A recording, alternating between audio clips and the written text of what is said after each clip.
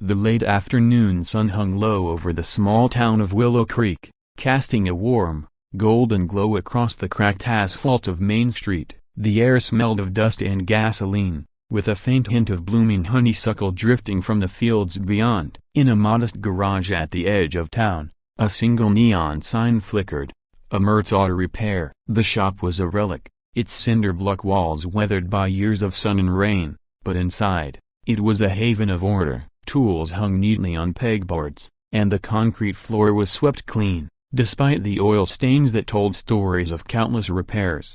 Amert Johnson, a man in his early 40s with calloused hands and a quiet demeanor, stood under the hood of a battered blue sedan. His flannel shirt was rolled up to his elbows, and a smudge of grease streaked his forehead. His daughter, Leila, 9 years old with a tangle of brown curls, sat cross-legged on a stool nearby, her nose buried in a dog-eared book about constellations. The garage was their sanctuary, a place where the world's noise faded, leaving only the hum of a radio playing soft country tunes and the occasional clink of a wrench.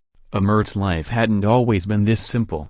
5 years ago, his wife, Sarah, passed away, leaving him and Leila to navigate a world that felt too big and too empty. The garage became their refuge, a place where Amert could fix what was broken in cars, at least, if not hearts. Leila, with her bright eyes and endless questions, filled the silence with her chatter, and Amert clung to her like a lifeline. Today, the garage was quieter than usual. A woman named Clara had called that morning, her voice shaky over the phone. Her car, a 2003 Honda Civic, had sputtered to a stop on the highway, leaving her stranded with no money for a tow. Amert, never one to turn away someone in need, had driven out to haul the car back himself. Clara followed in his truck, apologizing profusely, her hands twisting nervously in her lap. She was new to Willow Creek, a single mother with tired eyes and a kind smile, her auburn hair pulled back in a loose ponytail. Now,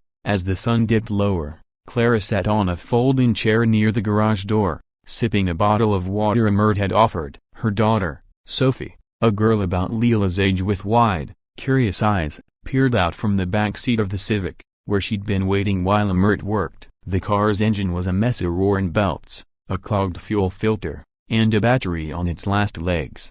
Amert could have charged a hefty fee, but something about Clara's weary gratitude stopped him. He'd told her he'd fix it for free, waving off her protests with a quiet, "It's what neighbors do."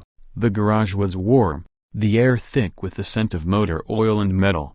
Amert tightened a bolt, his movements slow and deliberate, as if each turn of the wrench could steady the world. Leila glanced up from her book, her gaze drifting to Sophie, who was now drawing on a notepad, her small frame curled up in the car. Leila hopped off her stool and wandered over, her sneakers scuffing the floor. "Hey," Leila said softly, leaning against the car door. "Watcha drawing?" Sophie looked up, startled, then held up her notepad.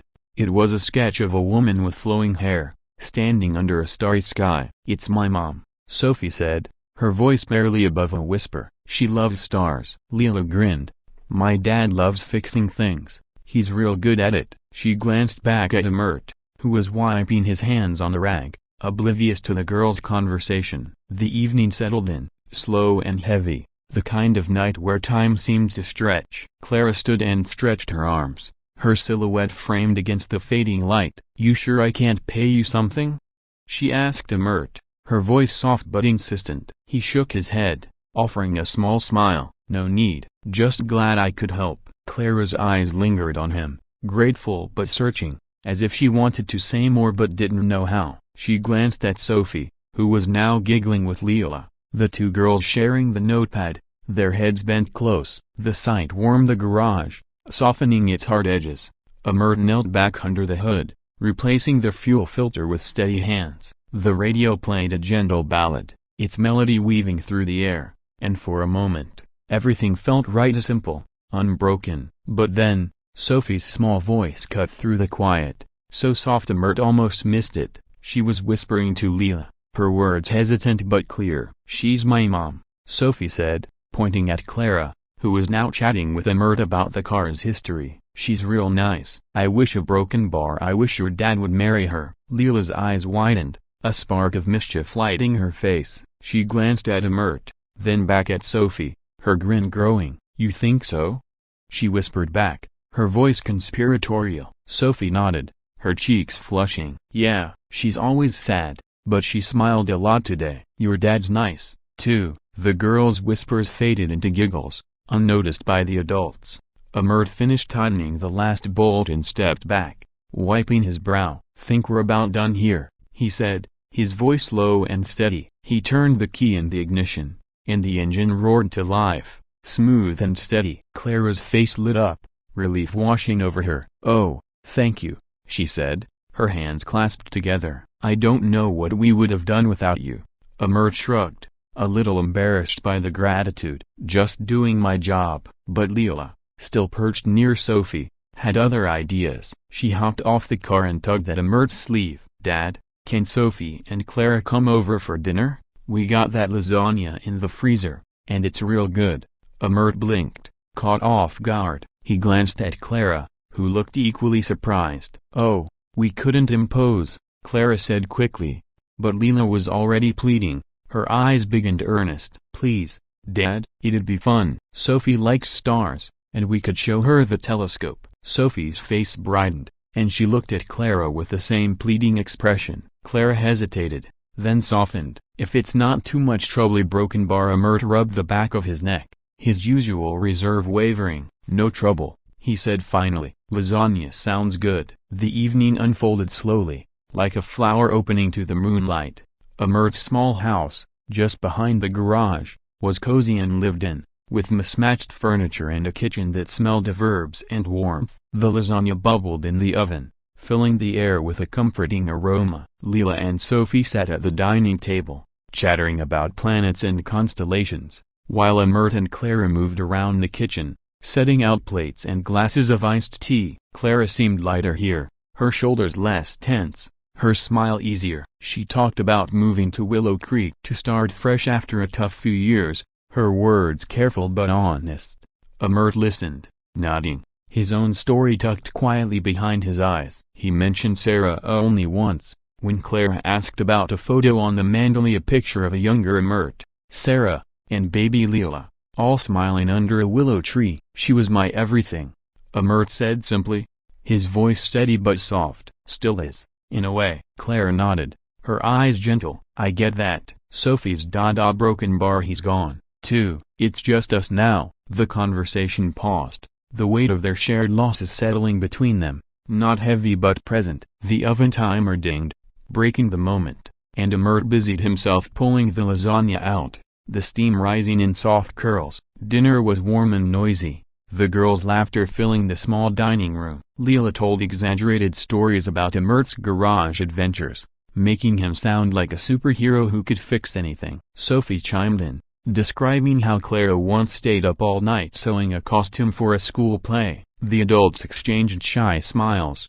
caught in the glow of their daughter's joy. After dinner, Leela dragged Sophie outside to the backyard, where Amert's old telescope stood on a weather tripod. The night was clear, the stars sharp against the velvet sky. Clara and Amert followed, standing on the porch as the girls took turns peering through the lens, gasping at the sight of Jupiter's moons. "They're like little fireflies," Sophie said, her voice full of wonder. Leela nodded, pointing at the sky. "That's Orion. Dad says it's like a hunter watching over us." Clara leaned against the porch railing, her arms crossed loosely. "You've got a good kid," she said to Amert, her voice quiet. "Leela's special." "So's Sophie," Amert replied, his gaze on the girls. "They're tougher than us, I think." Clara laughed softly, a sound that felt like a breeze. "Maybe." The night stretched on, the air cool and fragrant with grass and starlight. When it was time to go, Clara hesitated at the door, her keys jingling in her hand. "Thank you,